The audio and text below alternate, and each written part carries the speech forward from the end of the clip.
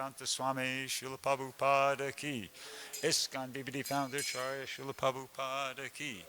Grantharaj Srimad Bhagavatam ki. Go Pemanandi Hari Hari Bol. All glories to the assembled devotees, all glories to the assembled devotees, all glories to the assembled devotees. All glories to Shri Shri Guru and Garanga, all glories to Srila Prabhupada. Om Namo Bhagavate Vasudevaya.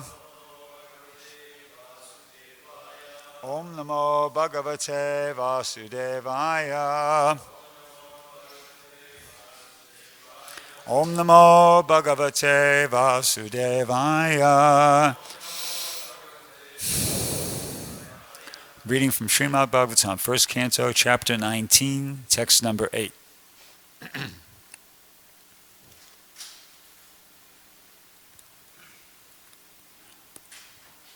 Tatro pajagmor bhuvananam punana. Tatro pajagmor bhuvanam punana. Mahanubhava munaya sasishya. Mahanubhava munaya sasishya. Prayena tirtha bigama padeshai. Prayena tirtha bigama padeshai. Swayam hi tirtani punanti shanta. Swayam hi tirtani punanti santa. Tatro pajamor bhuvanam punana. Mahanubhava munaya sisasya. Prayena tirtha bigamapadesha. Swayam hi tirtani punanti santa. Others, please.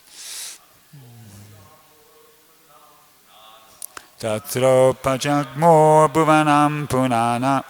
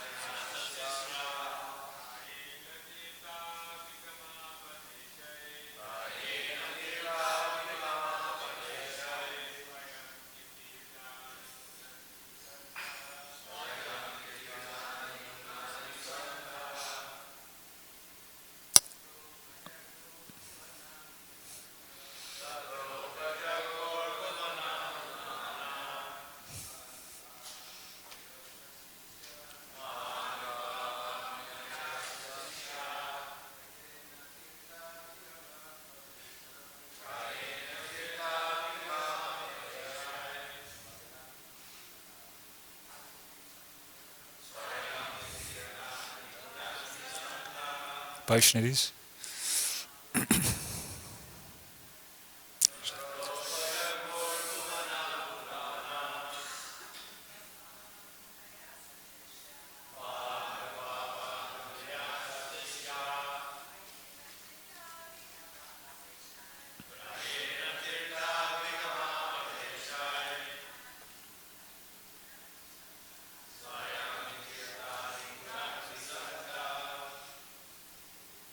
Tatra, there, Upajagmu, arrived. Bhuvanam, the universe. Punana, those who can sanctify. Maha Anubhava, great minds. Munaya, thinkers. Sasisya, along with their disciples. Prayena, almost. Tirtha, place of pilgrimage. Abhigama, journey. Apadeshai, on the plea of. Swayam, personally. He, certainly. Tirthani, all the places of pilgrimage. Punanti, sanctify. Santa, sages. Translation and purport by His Divine Grace A.C. Bhaktivedanta Swami Srila Prabhupada. At that time, all the great minds and thinkers, accompanied by their disciples, and sages who could verily sanctify a place of pilgrimage just by their presence, arrived there on the plea of making a pilgrim's journey. Purport. When Maharaj Pariksit sat down on the bank of the Ganges, the news spread in all directions of the universe, and the great-minded sages who could follow the importance of the occasion all arrived there on the plea of pilgrimage. Actually, they came to meet Maharaj Pariksit and not to take a bath of pilgrimage, because all of them were competent enough to sanctify the places of pilgrimage. Common men go to pilgrimage sites to get themselves purified of all sins. Thus, the places of pilgrimage become overburdened with the sins of others. But when such sages visit overburdened places of pilgrimage, they sanctify the places by their presence. Therefore, the sages who came to meet Maharaj Pariksit were not very much interested in getting themselves purified like common men. But on the plea of taking a bath in that place, they came to meet Maharaj Pariksit because they could foresee that Srimad Bhagavatam would be spoken by Sukadeva Goswami. All of them wanted to take advantage of the great occasion. Om Ganatamadam Dasya Jananjana Shalakaya Chakshurnamilitam Yena Tasmai Shri Gurave Namaha Shri Chaitanya Manobishtam Stapitam Yena Bhutale Swayam Rupakadamayam Dadati Swapadantikam. So Srila Prabhupada says here in the purport that all these great-minded sages, prior to that he says, Maharaj Pariksit, he sat down on the bank of the Ganges and news spread in all directions of the universe. So how is that? How is that? The news spread in all directions of the universe. So in my attempt to answer my question, I'll do it. There'll be two parts, a philosophical part, and I'll get into a technical part. So in the philosophical part, the reason is why the news spread in all directions of the universe is because Krishna is pleased. Krishna was pleased by Maharaj Pariksit, and therefore he makes it so that his devotee becomes glorified. I found a nice reference for this in the fourth canto of the Srimad Bhagavatam, in the chapter Dhruva Maharaj returns home. And there it's stated, I guess it's Narada Muni speaking, says, unto one who has transcendental qualities due to friendly behavior with the Supreme Personality of Godhead, all living entities offer honor, just as water automatically flows down by nature.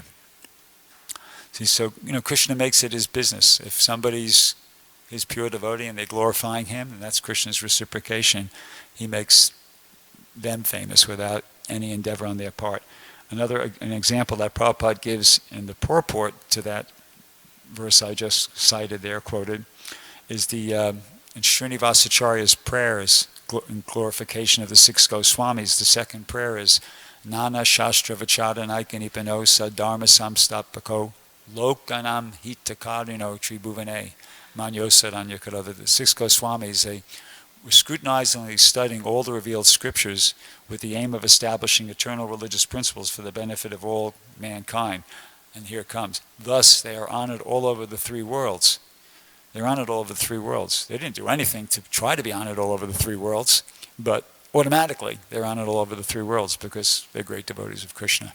So that's just how it works. And in the Bhagavad Gita, chapter 11, text 34, there's that verse where, 33, Krishna tells Arjuna, get up, prepare to fight. In this way you'll enjoy a flourishing kingdom. All these soldiers have already been put to death by my arrangement. And then in the next verse he names them, Bhishma, Drona, this one, that one, this one. And Prabhupada says in the purport that Krishna, he likes to give credit. That's the point. He likes to give credit to his devotees who carry out his plan according to his direction. See? So that's Krishna's reciprocation. So that's what I would say is the philosophical reason why this is happening, why all these sages are coming, why the news spread in all directions all over the universe, and why these great-minded sages are coming to be present for this occasion. Because Krishna's pleased with Maharaj Bhrgupati, he's a pure devotee, and he's doing exactly what Krishna wants him to do in this situation, which is accept the curse, surrender, prepare to leave his body. And so that's why it's happening. Now the next part is the technical. How does it happen? How does it work? How do they find out about it? Because as is mentioned here, they're from all over the universe. And Amala Bhakti Maharaj asked this question back when we first started this subject, maybe a couple of weeks ago at the end of a class. And it was just briefly touched upon, but I'm going to try to elaborate upon that. Of course, one aspect to the answer would be, well, Krishna is the super soul, sarvasya chaham radisana vishto matak smrita jnanam apohanam cha, that Krishna's in everyone's heart, and from him comes knowledge, remembrance, and forgetfulness, so there's no difficulty. Krishna can they're great sages, they're, pretty much in touch with Krishna, so he could just reveal it to them within their heart, and that could be the case. But in addition to that, I'd like to mention that bring out this point too, that we're living in a hierarchically structured universe, according to the Bhagavatam. The Bhagavatam presents a different picture geographical picture of reality than modern science. So we're on this 14 planetary systems, and we're in kind of in the middle. We're in the lowest of what's called the 7 upper planetary systems called Bhuloka, and that's described extensively in the 5th canto of the Srimad Bhagavatam. And the Earth as we know it is just a teeny little portion of Jambudvip, and Jambudvip is just a central island, and then it's surrounded by an ocean, which is surrounded by an island, which is surrounded by an ocean, which is surrounded by an island. I think there's 7 of them like that. They're all inhabited. And it's described in the Bhagavatam that there are 400,000 humanoid or human-like species, different types of human beings, you could say, right, within the universe, right? And they're spread throughout the universe. And the human beings as we know them here on Earth are among the least powerful. That's why Ravana, when he was awarded the benediction by Lord Brahma, after he performed austerities like Hiranyakasipu, he didn't even bother to ask not to be killed by a human being, because he was thinking, human beings are so, what do I have to be worried about these petty human beings for? So he didn't even bother to ask, right? So human beings, as we know them here on Earth, are among the least powerful. And a lot of these other human-like species, or humanoid species, they have varying degrees of mystic powers, right? In Bhuvarloka, which is the planetary system just above Bhuloka, they're referred to as Upadevas, sub-demigods, and they live from 10,000 years on upwards. And they're born with mystic powers. There's a planet Siddhaloka, which Prabhupada refers to in lectures he gave, where they're born with all 8 mystic cities. And then above them, of course, is Swargaloka, where the demigods reside. They live sometimes up for hundreds of millions of years. Generally, Indra, I think it's 300 million years or something like that is his lifespan. And now, but what's here in this verse, it's talking about these great sages. Sages and... another word Prabhupada used, saints and sages. They reside primarily beyond Swargaloka. Swargaloka is still very materialistic. Indra is always getting into trouble, as we've read so many times in the Bhagavatam, and there's wars between the Devas and the Asuras. But beyond Swargaloka, above Swargaloka, which is, is Maharaloka. Then you have Janaloka, Tapaloka, Satyaloka, like that. That's 7. And that's how many there are. And they're basically sages. They're primarily interested in cultivating spiritual knowledge. They're performing penances and austerities. They have lifespans that are way, and this is described in the 2nd canto of the Srimad Bhagavatam, by the way. They have lifespans that excel the lifespans of the demigods vastly. I mean, I can't remember the figures now, but I think it's like, some of them live for like 1,500,000,000,000 years, something like that. I'd have to, maybe even longer, I can't remember. I didn't research it, I apologize, but their lifespans are way beyond the demigods. So that's possibly who we're talking about here. I mean, it doesn't say that these are like local sages. It just happen to be, hanging out in some other part of India at the moment. No, they're coming from all over the universe. Well, that's the universe, what I just described. So these sages are coming in from these, Maharaloka, possibly Tapaloka, Janaloka, like that. And so how do they know about it? Well, as I mentioned, human beings are considered, as we know, are considered among the least powerful, and a lot of these other species or human-like beings have these mystic powers. So they have these mystic powers. And these mystic powers include, this is kind of like a rundown of some of the more prominent mystic powers, and it's described in the 11th canto of the Srimad Bhagavatam that there are 8 primary and about another 25 altogether, which are mystic powers. And they might be even, I think it says it might be even more, but these are the ones that come up most often throughout the Bhagavatam. And I tried to make a little list of them here. Mental communication and thought reading. That's a power that a lot of these higher human kind of beings have.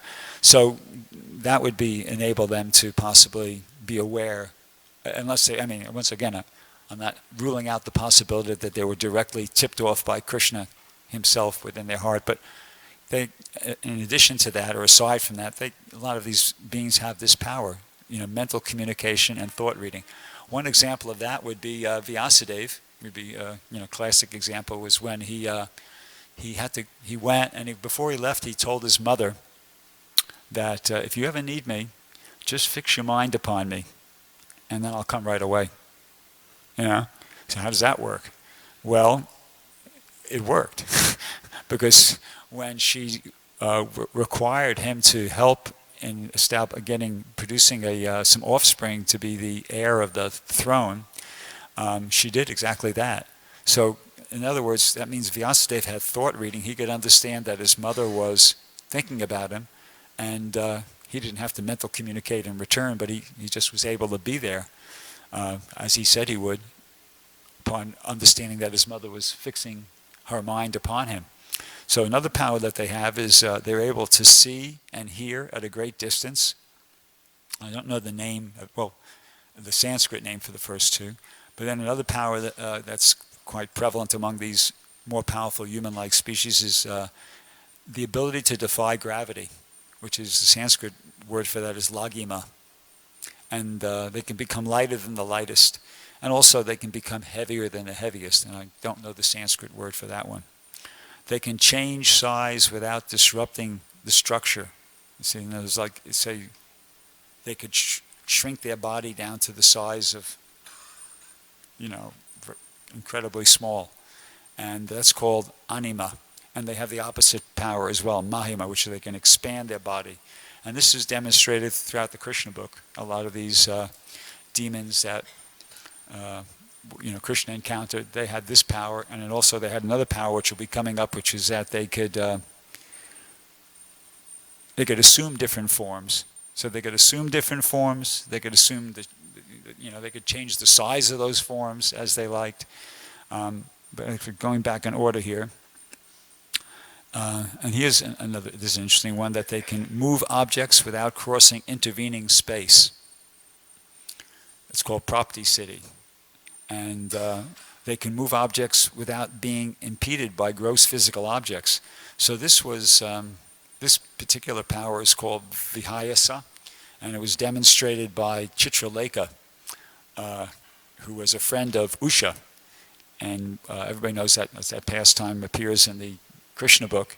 Usha was fantasizing about this. She actually was dreaming about a boy who she was very attracted to, and she, in the dream, she fell in love with him, and she was telling her friend about it. And anyway, Chitralekha was the daughter of the minister of her father, who was, what was his name? Bhaumasura? Bhaumasura, yeah. Banasura. So anyway, so she said, I'll help you, and she was a mystic yogini, apparently, and she had this power. She was able to, they figured out who she was dreaming about, and then she went to where he was, and then she just basically abducted him. And they traveled through through gross physical objects, and what to speak of space, they traveled through gross physical objects, and then she plunked them right in the quarters where Usha was, like that. So that was Vihayasa.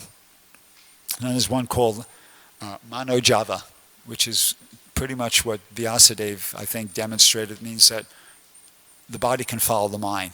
The person, the person with this power just fixes their mind on where they want to be, and then they're there. So that's called Manojava. And Vasita, long-distance hypnotic control. Another one is called the power's invisibility, and it's called Antardana. There was a Maharaj Antardana, which we read about, I think, in the 4th canto of the Bhagavatam, or I can't remember which canto, but I can't remember the pastime very well, but it was this one Maharaj who had that name because he had that power, Antardana. As I mentioned, they can assume different forms, they can generate illusory bodily forms, and that was demonstrated among other places within that pastime with Dhruva Maharaj, where he was fighting against the Yakshas. At one point, the Yakshas killed his brother Utkala, and then he went to get revenge or retaliate,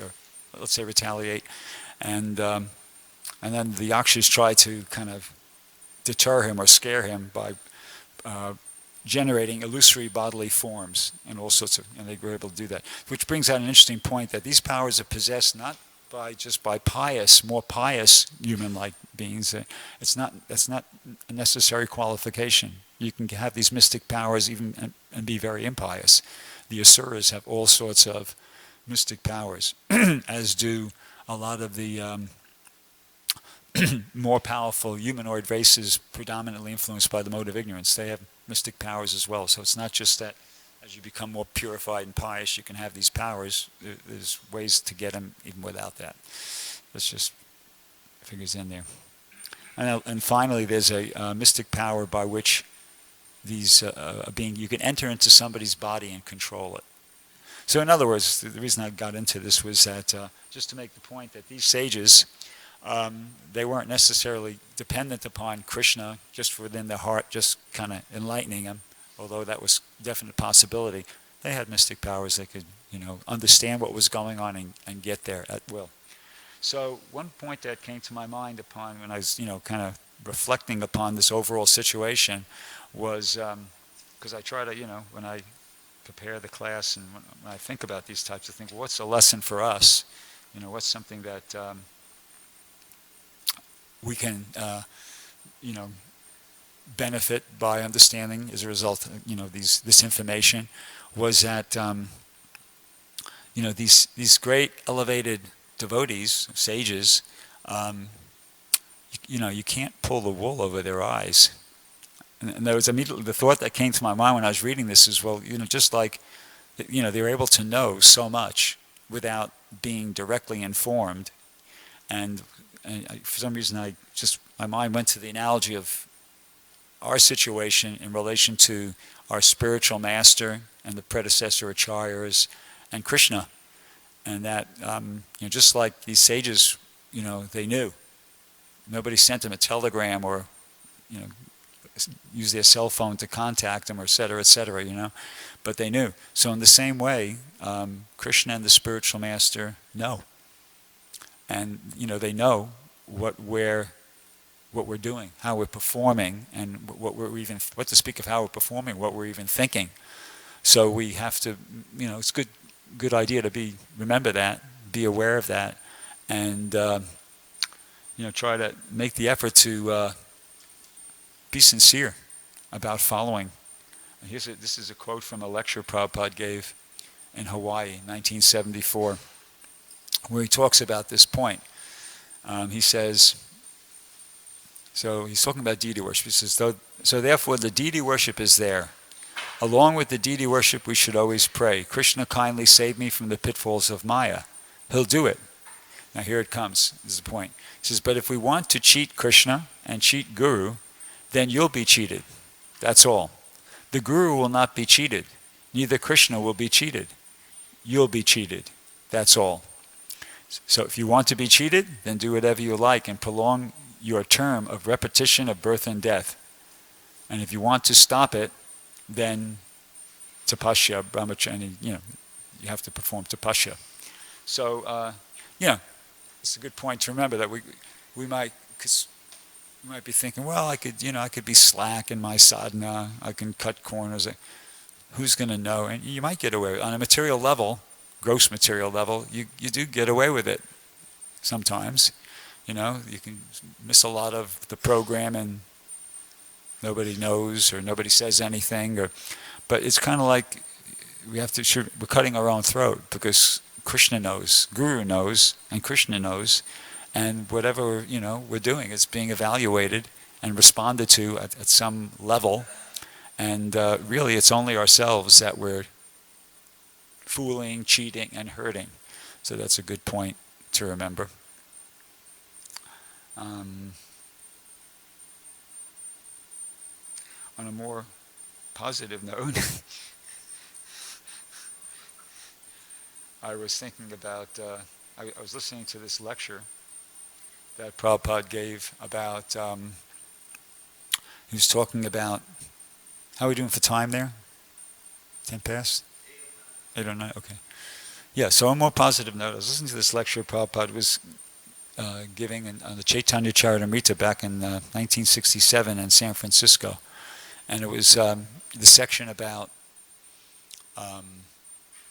Lord Chaitanya was traveling, and he was, as he did from after he took sannyas, he made his headquarters in Jagannath Puri, and then for 6 years he traveled, and one of his trips was to Vrindavan. So I think this was his first trip to Vrindavan, actually. And on the way he passed through Varanasi, which was the capital, you could say, or the headquarters of the Mayavadi sannyasis, different philosophical schools of thoughts. I forget the names of them, and probably just as well. But there was different, and they were all criticizing him. He just maybe was there for a few days, and they were criticizing him. And Lord Chaitanya made note of that, but he didn't want to. He said it's described in the Chaitanya Charitamrita. He just laughed, smiled and laughed in himself. And then he went on to Vrindavan, and he kind of decided he was going to deal with it on his way back, which he did. So after he was on his way back from Vrindavan, he stopped in Varanasi, and he stayed at the home of Chandrasekhar Acharya, who was not an Acharya. He was actually, he was a devotee, but that's just his name. He wasn't an Acharya. He was actually a Kayasta, and which was considered in those days as practically speaking like a Sudra. But he stayed at his home for 2 months, and actually, I read in one of Prabhupada's purports that at that time, if you aside from Brahmins, all the other castes, even the Kshatriyas and the Vaishyas were considered Sudras. There was Brahmins and non-Brahmins. That was basically how it worked at that time. And sannyasis, there was an injunction of some sort that sannyasis should stay at the home of Brahmins because Brahmins worship Shalagram Shila, and then they could, get prasadam and like that. So it was actually, Lord Chaitanya was doing something a little bit unconventional or radical, but he's the Supreme Personality of Godhead. He's completely independent. He doesn't have to, he had a higher purpose to fulfill. So anyway, he stayed with Chandrasekhar. And during that time, Sanatana Goswami came, and he instructed Sanatana Goswami for 2 months. And that's how we got the Hari Bhakti Vilas, actually. That was, he gave him all the instructions required for Sanatana Goswami to produce that book. So during that time, though, what was happening, as happened previously, the Mayavadi sannyasis in Benares were criticizing Lord Chaitanya. And the two devotees that were there, Chandrasekhar and Tapan Mishra, they were both Kanishta Adhikaris. They weren't advanced devotees. They were devotees, staunch, but they didn't know they weren't conversant enough in the Shastras to be able to enter into debate with these Mayavadi sannyasis and what to speak of, defeat them. So they were becoming very disturbed. And they actually went to Lord Chaitanya at some point. I don't know if they said they were going to commit suicide. They threatened to commit suicide if they something. I can't remember. They just expressed to him how disturbed they were by the whole situation. They couldn't. It was becoming intolerable for them, or what was intolerable for them, and they just couldn't take it anymore, and like that. And as I mentioned, Lord Chaitanya, it's just mentioned in the Chaitanya Charitamrita that he had already decided he was going to deal with this situation on his way back. So by his arrangement, I would say, an arrangement of the internal potency, a Brahmin happened to come, and right around that time there, and he invited Lord Chaitanya to take lunch with all the sannyasis. He had invited all the sannyasis, the Mayavadi sannyasis in Benares, to his home to have lunch. And he wanted Lord Chaitanya to join, and he already knew that Lord Chaitanya didn't associate with the Mayavadi sannyasis, but he just begged him for his mercy that, please be merciful to me and make an exception. And Lord Chaitanya agreed, which was, unusual, but he did. And then when Lord Chaitanya got there, he sat where they, everybody in India, people don't wear shoes a lot of times, and they're walking around and the feet get dirty, so they have a place to wash your feet just outside the house before you come in. And so Lord Chaitanya, came and he cleaned his feet, and then he sat down in that place, and then which is considered ruchi, not a clean place. So Prakasananda Saraswati, who is the leader of the Mayavadi sannyasis, he could immediately see that, this is okay. This is the fellow that we've been criticizing, but just from his appearance, he could understand this is no ordinary person. I mean, he can immediately, just from the visual appearance of Lord Chaitanya, he was able to appreciate that. Wait, this is not some just ordinary person. Let's figure out what's going on here. So he said, he asked him to come and sit with the rest of them. And anyway, I'm going to stop there because it's 8:15. I'm running out of time. To be continued. It's like one of these. Leave everybody in suspense. You could read the Adi Leela chapter 7 if you want to know the rest of the text. I got up to about text 60 there. But does anybody have any questions or comments? Okay.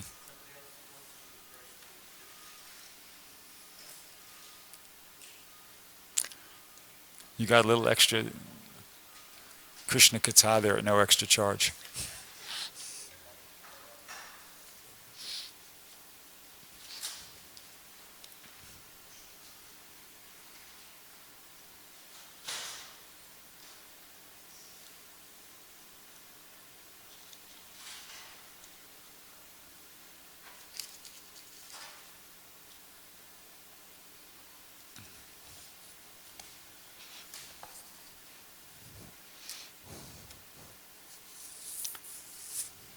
Here comes the mic.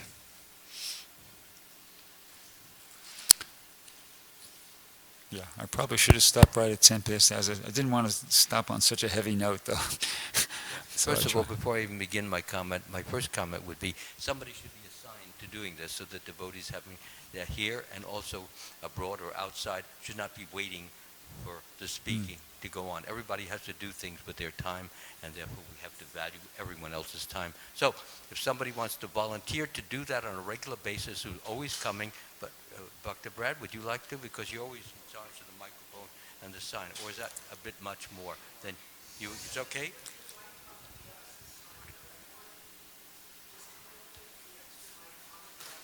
Yeah, as long as it gets there and somebody puts it back from where it goes, it has to be also put back by the same person who places it there. Okay? Okay. Thank you very much, Manji.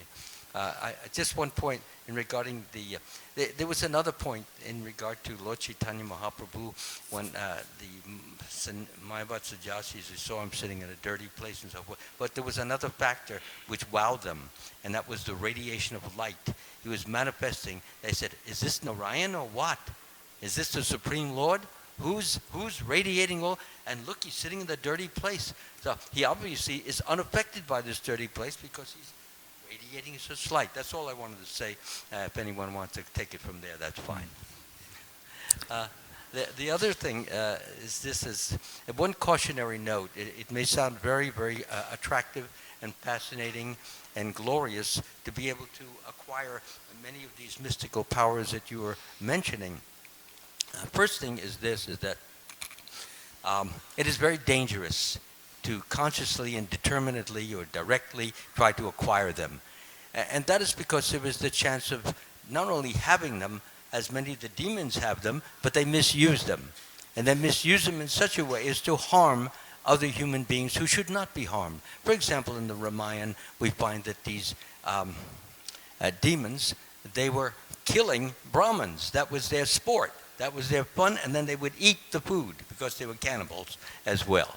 So, therefore, they used their powers to harm or hurt or to expedite whatever they wanted. It was not in the line of depending upon Krishna, getting the okay from Krishna, and then moving ahead like that. So devotees who are very advanced, by the way, like we see Hanuman and so forth, they don't have to acquire, they don't do practices, techniques to become very powerful, to get those powers that you mentioned, anima and mahima and levitation and all of these things. They come quite naturally and automatically. Krishna gives them as a gift. It's in other words, as a person is able to use those powers in the service of the Lord, as Hanuman did, he flew from the mainland to Lanka in order to rescue Sita. That was just one example. So devotees who love Krishna and want to serve Krishna and want to do Krishna's will only use them for the purposes of doing exactly that. If we have false ego, if we have material desire, we should wish to not have such powers. Because by all chance, because we want to be God, we want to be high, we want to be great, we want people to look up to us, to honor us, the chance will be that we will misuse them. If not for just to be known as an important celebrity or a great personality. This is also betokens pride.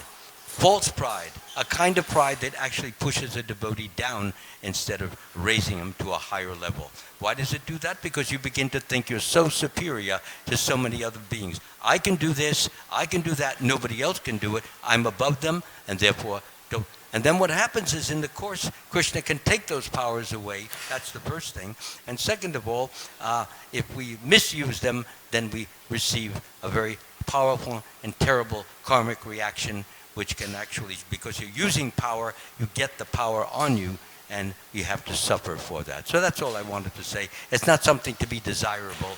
Let Krishna do the needful, and if he wants us to have them, if they can be used for some benevolent or useful purpose, fine, but let Krishna be the decider of that.